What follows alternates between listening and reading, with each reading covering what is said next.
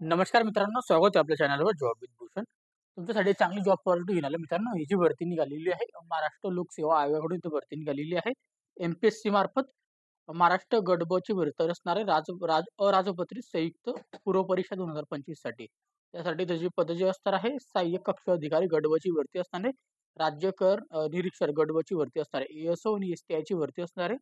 याच्या दोघं पदांना मिळून 282 पदांसाठी भरती निघालेली मित्रांनो. कोणत्याही शाखेतील पदवीवाले इथे अप्लाय करू शकते आणि ग्रॅज्युएट डिग्रीवाले. चांगली पॉझिटिव्ह असणार आहे. संपूर्ण माहिती तुम्हाला मी ह्या व्हिडिओमध्ये देणार आहे. तर हा व्हिडिओ शेवटपर्यंत नक्की बघायचा. तुम्हाला चॅनल नवीन असेल चॅनलला सबस्क्राईब करून ठेवायचे आणि बेल आयकॉनला प्रेस करून ठेवायचे. आणि आपलं Telegram channel, Instagram ID, Facebook आणि व्हॉट्सअप ग्रुपला फॉलो करून घ्यायचं आहे. चला तर मग सुरू करूया व्हिडिओला. आता ही जी भरती निघालेली मित्रांनो, महाराष्ट्र लोकसेवा आयोगामार्फत इथं भरती निघालेली आहे. जसं की इथं बघू शकता जाहिरात, लेटेस्ट जाहिरात निघालेली आहे आजच्या डेटची. महाराष्ट्र गट व अराजपत्रित सेवा संयुक्त पूर्व परीक्षा 2025 ची असणारे महाराष्ट्र शासनाच्या विविध विभागाअंतर्गत खालील संवर्गातील 282 पदांना भरतीकरिता महाराष्ट्र लोकसेवा आयोग महाराष्ट्र गट व अराजपत्रित संयुक्त पूर्व परीक्षा 2025 रविवार दिनांक 9 नोव्हेंबर 2025 रोजी इथं परीक्षा घेण्यात येणार असून महाराष्ट्रातील एकूण 37 जिल्ह्यातील केंद्रावर घेण्यात येईल मित्रांनो. ओके, आता इथं प्रशस्त जाहिरात दिलेली आहे. परीक्षेमधून भरण्याची विविध संवर्गातील पदांचा तपशील दिलेला आहे. आता इथं पद दिलेलं आहे सहाय्यक कक्ष अधिकारी गट ब ची भरती असणार आहे. राजपत्रित पद असणार आहे. एकूण याच्यामध्ये 3 पद दिलेली आहे. महाराष्ट्र लोकसेवा आयोगामधून 3 पद. ओके, याच्यामध्ये कॅटेगरी वाईज बघून घ्यायचे कोणते कोणते 3 पद असणार आहे. ओके, 2 नंबरला असणार आहे राज्य कर निरीक्षक गट ब ची भरती अराजपत्रित पद असणार आहे. 279 पदांसाठी इथे भरती निघालेली आहे टोटल. ओके, तर कॅटेगरी वाईज तुम्ही तर पद बघू शकता कोणत्या कॅटेगरीला इथं किती पद असणार आहे. 279 पद. ओके, त्याच्यामध्ये आपल्या दिव्यांगांना पण इथं दिलेली आहे पदे वगैरे. आपण ती बघू शकता. 11 पदे दिव्यांगासाठी, अनाथ पदांसाठी, अनाथ लोकांसाठी 3 पदे असणार आहे अनाथ विद्यार्थ्यांकरिता. ओके, इथं आता संयुक्त पूर्व परीक्षेचे निकाला आधारे परीक्षेसाठी पात्र ठरलेल्या उमेदवारांना मुख्य परीक्षेची दिनांक स्वतंत्रपणे जाहीर करण्यात येईल व प्रशस्त जाहिरातीमध्ये विविध केलेल्या अटी शर्ती पूर्तता करणाऱ्या उमेदवारांकडून आयोगाच्या ऑनलाईन प्रणालीद्वारे इथं अर्ज मागवण्यात येत आहे. ओके, अर्ज करणं सादर करण्याची कालावधी दिलेली आहे, तपशील दिलेला आहे. ओके, अर्ज सादर करण्याची कालावधी असणार आहे दिनांक 1 ऑगस्ट 2025 पासून चालू होणार आहे. तर आपल्याला 21 ऑगस्ट 2025 पर्यंत इथं फॉर्म भरायचे आहे. 1 ऑगस्ट 2025 ते 21 ऑगस्ट 2025 पर्यंत. ओके, त्यानंतर ऑनलाईन पद्धतीने परीक्षा शुल्क भरण्याची अंतिम दिनांक पण सेम असणार आहे 21 ऑगस्ट 2025. आणि आपल्याला भारतीय स्टेट बँकमधून आपल्याला ऑफलाईन कधी चलन भरायचं असेल त्याच्यासाठी आपल्याला दिनांक 23 ऑगस्ट 2025 पर्यंत आपण चलन भरू शकतो.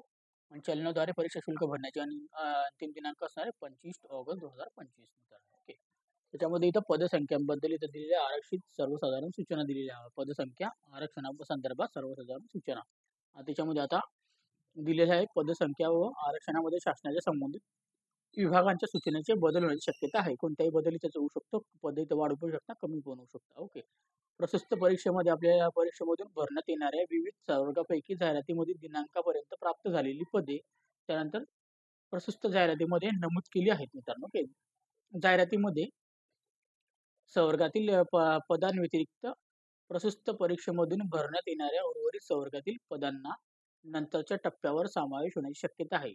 आता याच्यामध्ये मित्रांनो काही आता इथं PSI भरती टाकलेली नाही त्यांनी, तर सांगता नाही येत. त्यांनी नंतर ते इथं वाढवू पण शकता. पूर्व परीक्षेचे निकाल अंतिम करेपर्यंत कालावधीपर्यंत संबंधित विभागाकडून सुधारित अतिरिक्त मागणी पत्राद्वारे इथं दिलेले आहे.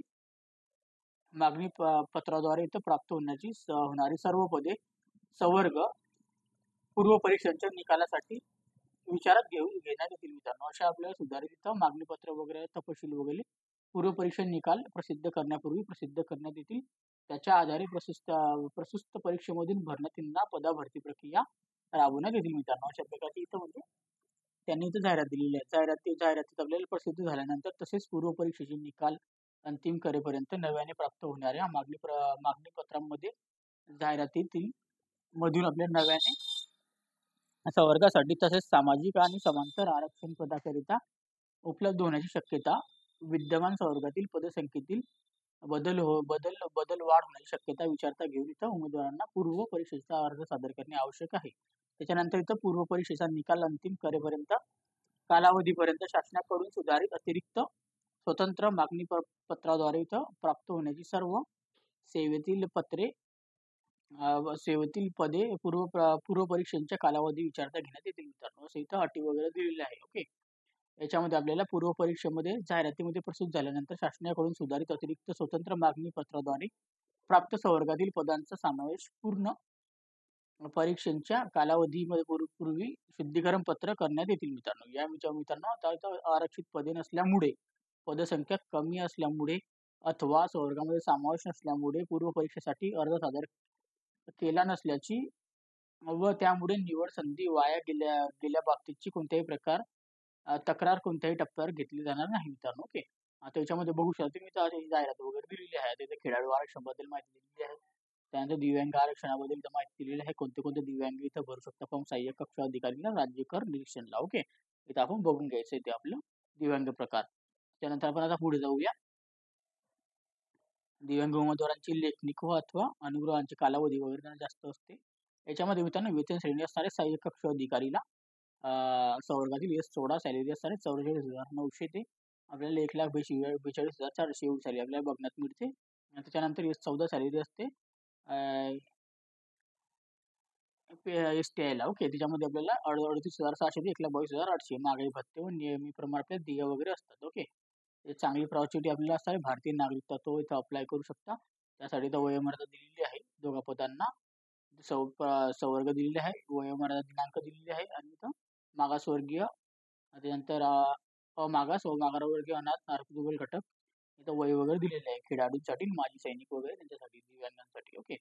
त्याचे सहाय्यक कक्ष अधिकारी किंवा राज्यकर निरीक्षक 1 नोव्हेंबर 2025 पर्यंत वय इथं काउंट होणार आहे. 18 वर्ष कंप्लीट पाहिजे. मागासमध्ये ओपन 38 वर्षापर्यंत अप्लाय करू शकता.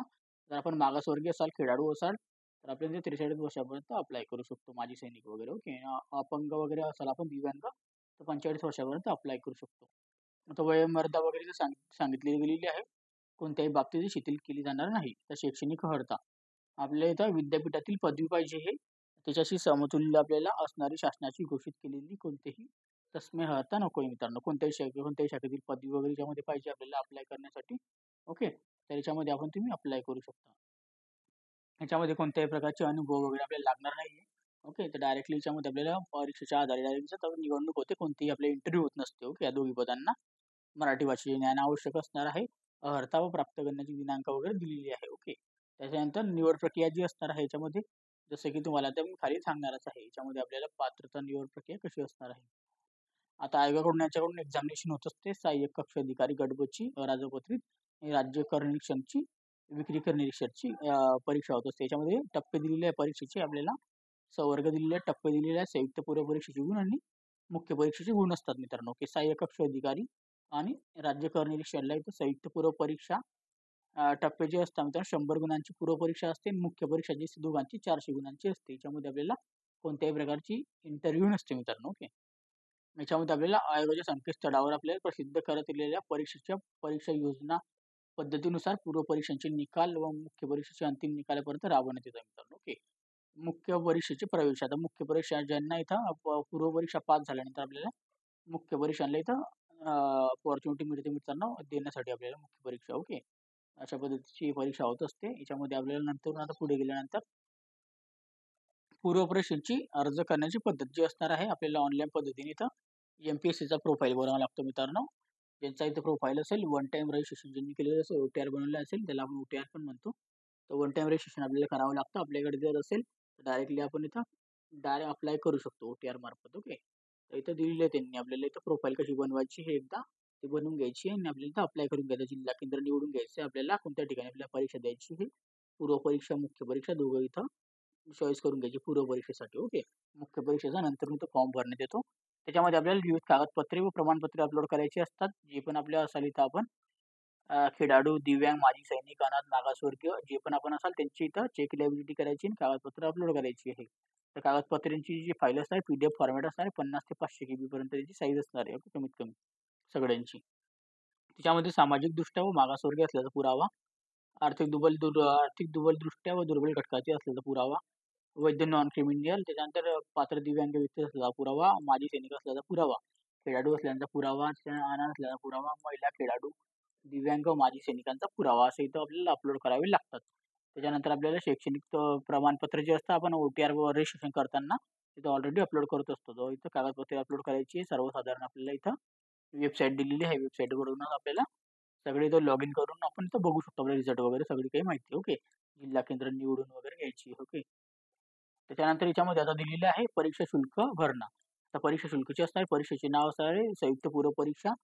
ओपन कॅटेगरीसाठी अमागासाठी ₹94 असणार आहे आणि मागासवर्गीयांसाठी ₹294 आणि माजी सैनिक वगैरे असाल आपण मागासला ₹394 आणि मागासवर्गीयांना ₹294. ओके. असं इथं असतं मित्रांनो. ओके.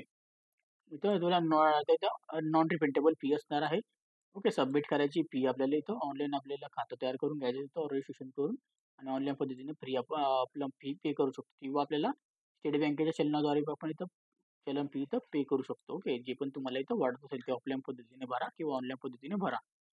सेवा प्रवेशांच्या शर्ती वगैरे दिलेल्या आहेत. त्या शर्ती वगैरे आपण वाचून घ्यायच्या आहे. ओके. चांगल्या पद्धतीने हिंदी, मराठी भाषा परीक्षेसंबंधित नियमानुसार जी व्यक्ती अगोदर परीक्षा उत्तीर्ण झाली नसेल किंवा तिला उत्तीर्ण होण्यासाठी सूट मिळाली नसेल, तसं इथं दिलेलं आहे संपूर्ण माहिती वगैरे. ओके. प्रवेशपत्र, प्रमाणपत्र वगैरे जे आपल्याला परीक्षेच्या आपल्याला 10 दिवसाआधी, 7 दिवसाआधी मिळून जाते मित्रांनो. ओके. मूळ आपल्याला एक ओळखपत्र सोबत घेऊन जायचं आहे, जसं की Aadhaar card, PAN card, driving licence जे पण आपल्याकडे असेल. ओके. आणि इथं आपल्याला इथं हे आधार कार्ड वगैरे आपल्याला जे पण असेल ते पण चालतं मित्रांनो. रंगीत फोटो पण एक घेऊन जायचा, जो आपण तिथं अपलोड केलेला आहे तोच फोटो. त्याच्यानंतर परीक्षेचे प्रवेश वगैरे दिलेले आहे. आता परीक्षा जी असते मित्रांनो याच्यामध्ये आपल्याला व्हेरिफिकेशन होत असतं, बायोमेट्रिक व्हेरिफिकेशन. त्यासाठी आपल्याला टाईम वगैरे लागतो मित्रांनो. जो परीक्षेच्या 1-2 तास आधी आपल्याला जायचं आहे, जेणेकरून आपल्या इथं टाईम जाणार नाही आणि लवकरात लवकर पडताळणी होऊन आपल्याला इथं परीक्षेला बसण्यात येईल मित्रांनो. ओके. याची जाहिरात आलेली 29 जुलै 2025ला. ओके. चांगली अपॉर्च्युनिटी असणार आहे याच्यामध्ये. आता याच्यामध्ये एक तुम्हाला सांगून देतो, याची शारीरिक चाचणी व मुलाखत, व्हिडिओ, मोबाईल फोन नंबर यांची मुलाखत वगैरे होत नसते, शारीरिक चाचणी होत नसते, फक्त पेसायची होते. ओके. तर कोणत्याही प्रकारची इथं काही टेन्शन नाही. आपल्याला लवकरात लवकर फॉर्म भरून घ्यायचे 1 ऑगस्ट 2025 पासून तर 21 ऑगस्ट 2025 पर्यंत. तुम्हाला काही डाऊट असेल तर मला इथं कमेंट बॉक्समध्ये कमेंट करा किंवा मला Instagram, Facebookला मेसेज करू शकता तुम्ही. त्याची पण लिंक तुम्हाला डिस्क्रिप्शन बॉक्समध्ये दिलेली आहे. PDF पहिलं डाउनलोड करायचं असेल तर Telegram चॅनल, WhatsAppवर पण डाउनलोड करू शकता. त्याची पण लिंक डिस्क्रिप्शन बॉक्समध्ये मिळून जाईल. अप्लाय करण्याची लिंक पण तुम्हाला डिस्क्रिप्शन बॉक्समध्ये मिळून जाईल मित्रांनो. तिथून जाऊन लगेच अप्लाय करू शकता. तर व्हिडिओला लाईक करायचं आहे, कमेंट बॉक्समध्ये कमेंट करायची, जास्तीत जास्त मित्रांना शेअर करायचं आहे, चॅनलला पहिल्यांदा सबस्क्राईब करायचं, बेल आयकॉनला प्रेस करायचं आहे. ओके. अशाच जॉब अपॉर्च्युनिटीसाठी आपण आता भेटूया नेक्स्ट व्हिडिओमध्ये. तोपर्यंत जय हिंद मित्रांनो.